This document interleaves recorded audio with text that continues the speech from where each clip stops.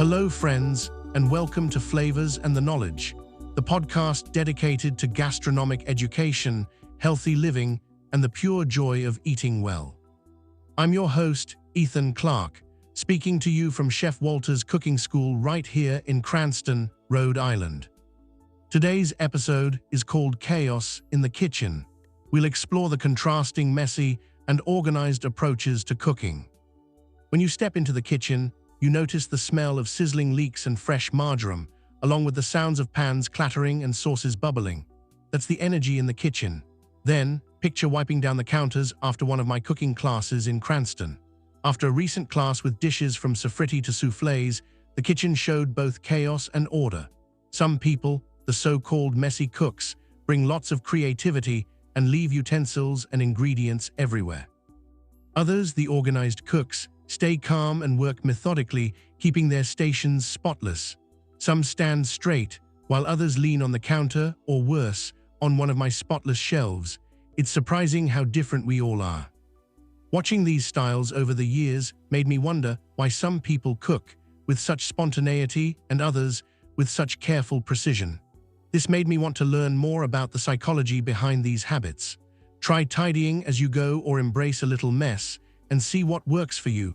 It adds to the fun of discovering your unique cooking style. First, let's talk about the messy cooks. You know who you are, the ones who leave class with egg on your shirt and a big smile, showing off a delicious dish despite the mess left behind. From what I've seen and read in some interesting studies, these cooks often do well in chaos because it helps them be more creative. For example, one participant last week was so focused on her herb blend that she knocked over the spice rack twice, calling it an impromptu flavor explosion. Research from the University of Minnesota supports this. People in messy spaces generate more creative ideas than those in tidy ones. Their minds are busy creating, so cleaning isn't a priority. According to a 2016 nationally representative study, factors beyond personality, such as psychological, knowledge-related, and socio-demographic variables, can also influence how people cook and manage their kitchen environments. Sometimes, a busy life or stress means someone puts all their energy into cooking rather than cleaning up.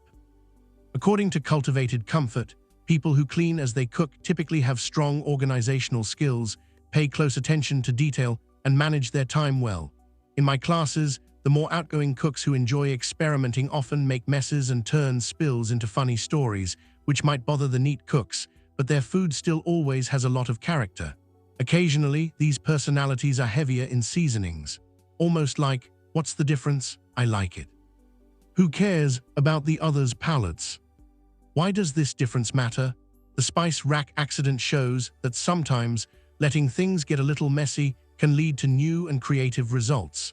It reminds us to rethink how we learn and create, and that imagination often grows in the middle of a mess, not when everything is perfect. This idea can help anyone trying to balance creativity and order in daily life.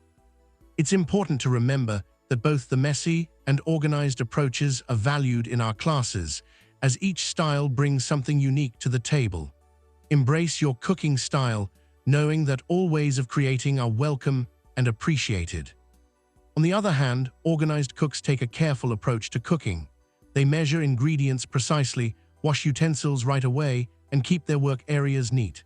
Some students can make several dishes at once, keep everything clean, and still chat about wine pairings. Research shows that these cooks are usually very responsible and like things to be in order. Their multitasking helps them stay focused and less stressed. For them, clutter can be uncomfortable, and studies say that messiness can cause confusion and tension. But anyone can learn these organized habits, and trying them can help you pay better attention and work more efficiently.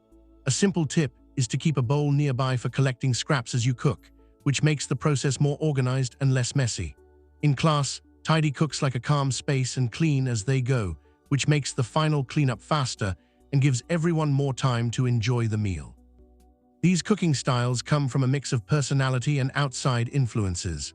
According to a report in the Cornell Chronicle, a cluttered, chaotic kitchen can lead to stress and even encourage increased snacking on indulgent foods. But it is not always simple. Stress, past experiences, or things like ADHD can also play a role. Some people even switch from neat to messy when they get really into a recipe. In the end, what matters most is sharing the cooking experience, not the method.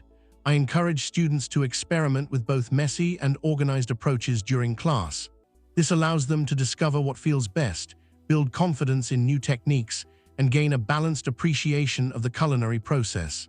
For those who like a messier style, their energy is great, but a little extra help with cleanup is always appreciated. Since I've shared what happens in my kitchen, let me share some stories that will help you relate to the argument and fundamental differences between messy and organized cooks. These examples capture the funny moments and challenges that come with each style. Don't worry, the names are made up. For instance, according to a report from AOL, bruising herbs before adding them to a dish releases more of their oils, which enhances flavor.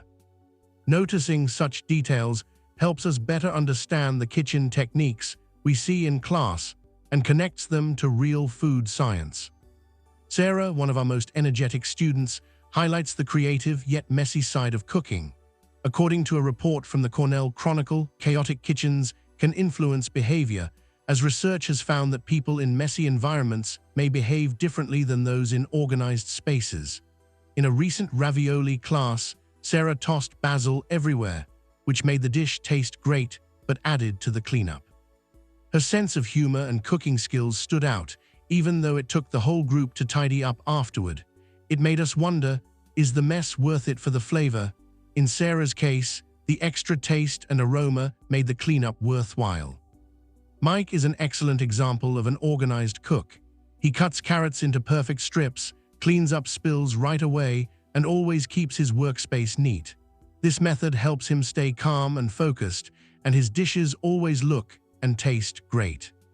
Tom's beignet-making experience highlights how messy cooking can lead to delicious results. According to The Guardian, some of the best food can look chaotic or unkempt, suggesting that a bit of kitchen disorder can yield excellent results. Even though Tom used too much flour and ended up with a mess on his counter and new apron, the beignets turned out exceptionally well, illustrating that culinary chaos often accompanies tasty success.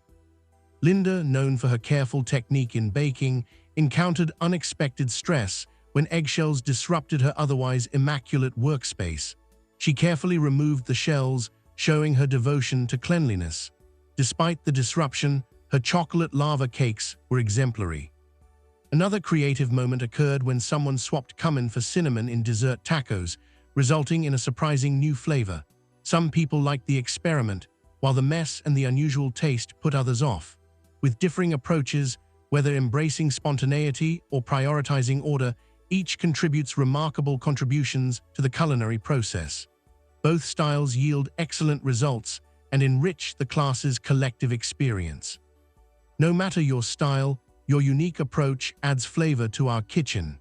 This diversity in cooking styles not only fosters creativity, but also makes each class an exciting culinary adventure. However, I wish they would opt for a cleaner, more organized system. Wasting unnecessary time cleaning would mean having more time to eat and drink, and certainly keep me from stressing out. In conclusion, dear listeners, I would like to remind you that all our podcasts are featured on all your preferred platforms. Please join us for the next round for another exciting and educational content. You can join us and take cooking classes at our school to elevate your talent. Lastly, if you are in the kitchen, keep your eyes on the fire. Thanks for the privilege of your time.